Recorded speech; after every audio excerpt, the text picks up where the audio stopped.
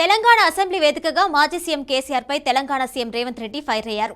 సీఎంగా ఉన్న వ్యక్తిపై ఇష్టానుసారంగా మాట్లాడారని ఆరోపించారు. ఎన్నికల్లో ప్రజలు బుద్ధి చెప్పినా మారలేదని మండిపడ్డారు. మళ్లీ లోక్సభ ఎన్నికల్లోనూ బీఆర్ఎస్ కు ప్రజలు బుద్ధి చెప్తారని హెచ్చరించారు. దమ్ముంటే మేడిగడ్డ బ్యారేజ్ డ్యామేజ్ పై చర్చలో పాల్గొనాలని సవాల్ విసిరారు. బండారం బయటపడుతుందని భయంతోనే కేసీఆర్ సభకు హాజరు కావడం లేదని రేవంత్ రెడ్డి అన్నారు. స్పీకర్ సార్,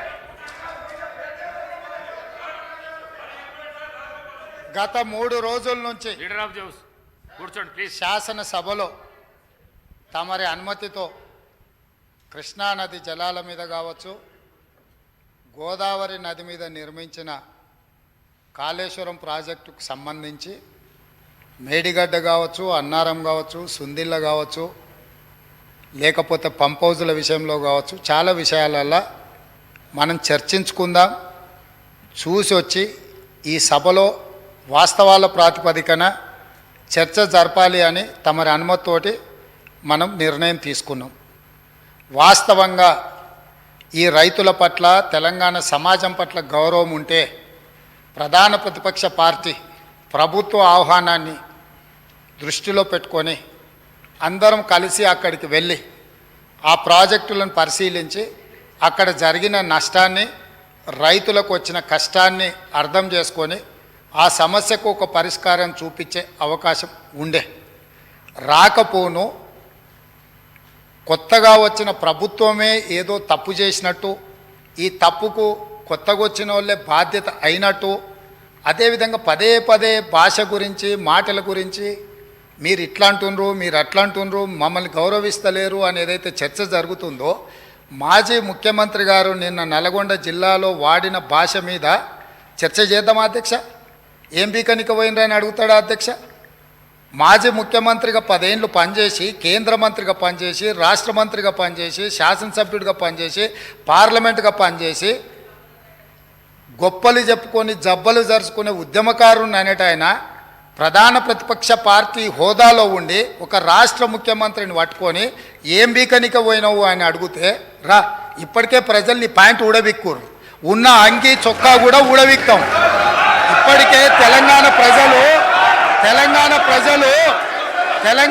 ప్రజలు మొన్న జరిగిన ఎన్నికలలో మీ పాయింట్ ఊడబిక్కిరు.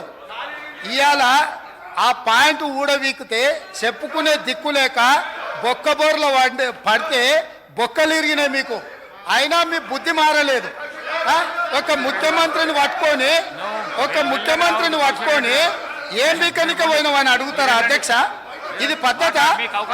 ఈ రాష్ట్రం 4 కోట్ల ప్రజలు ఓట్లేసి గెలిపించిన ముఖ్యమంత్రిని పట్టుకొని ఏం బీకనిక పోయినావని అంటారా అధ్యక్ష? ఇదేనా తెలంగాణ సాంప్రదాయము? ఈరోజు నేను మళ్ళీ అడుగుతున్నా అధ్యక్ష, ఈరోజు మేడిగడ్డ మేడి పండులాక కుంగిపోతే మేడిగడ్డల నీళ్లు నింపడానికి అవకాశం ఉందా అధ్యక్ష? ఇవాళ మీరే సాగునీటి పారుదల శాఖ మంత్రులుగా పనిచేసారు కదా. చంద్రశేఖరరావు గారు, హరీష్ రావు గారు ఇద్దరు సాగునీటి పారుదల శాఖ మంత్రిగా పనిచేసారు కదా అధ్యక్ష. ఈరోజు వాళ్ళకే పెత్తనం ఇస్తాం, వాళ్ళనే చేయమని ఉండ్రి. ఈరోజు ఏ రకంగా మేడిగడ్డలో నీళ్లు నింపుతారో, మేడిగడ్డ నుంచి నీళ్ళు ఎత్తి అన్నారంలో పోస్తారో, అన్నారంలో నుంచి సుందిలలో ఎట్లా పోస్తారో బాధ్యత వాళ్ళని తీసుకోమని ఉండ్రి అధ్యక్ష.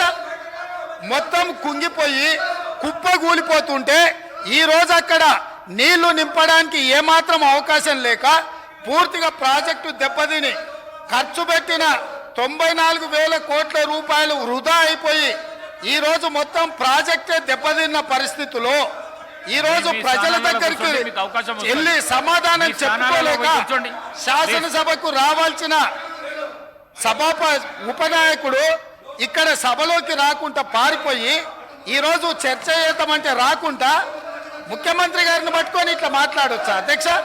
అందుకే నేను ఒకటే మాట అడుగుతున్నా, మీరు ఇవాళ చర్చకు సిద్ధమైతే పిలువండి. మీ పార్టీ నాయకుడిని, మీ సభాపక్ష నాయకుడిని చర్చ చేద్దాము. రేపు సాయంత్రం వరకైనా కాళేశ్వరం ప్రాజెక్టు మీద, గోదావరి జలాల మీద ఈ ప్రభుత్వం చర్చ చేయడానికి సిద్ధంగా ఉంది. పారిపోయి ఫామ్ హౌస్లో వండుకొని ప్రతిపక్షాలుగా బాధ్యత నుంచి తప్పించుకొని మీ అవినీతి బయటపడుతుందని, కాళేశ్వరంలో మీ దోపిడీలో జైలుకి వెళ్లాల్సి వస్తుందని కేసీఆర్ ను చంపుతారా అంటారు. ఎవరికి అవసరం ఉంది అధ్యక్ష చంపాల్సిన అవసరం? సచిన పావును ఎవడైనా చంపుతారా అధ్యక్ష? మొన్నటి ఎన్నికలలో ప్రజలు ఆ పావును చేత్తో కాదు కట్టెతో కొట్టిరు అధ్యక్ష. ఆ పాము ఆల్రెడీ సచ్చింది. సచిన పావును చంపాల్సిన అవసరం మాకే ఉంది అధ్యక్ష. ఈ రోజు సానుభూతి కోసము వీల్ చైర్ నాటకాలు, వీధి నాటకాలు ఏంటి అధ్యక్ష ఇది? ఈ రోజు అవకాశం వచ్చినప్పుడు ఈ సభలో చర్చ చేయడానికి ప్రభుత్వం సిద్ధంగా ఉంది.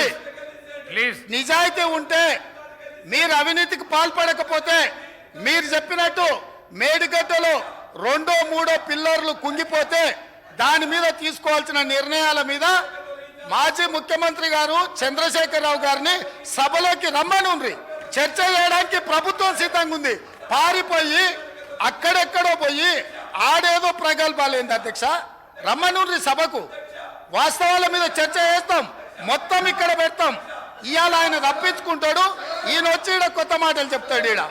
కాబట్టి అధ్యక్ష, దీని మీద ఇప్పుడు జరుగుతున్న చర్చ దేని మీద జరుగుతుందో ఆ విషయం మీద చర్చించమని ఉంది. ఎట్లాగూ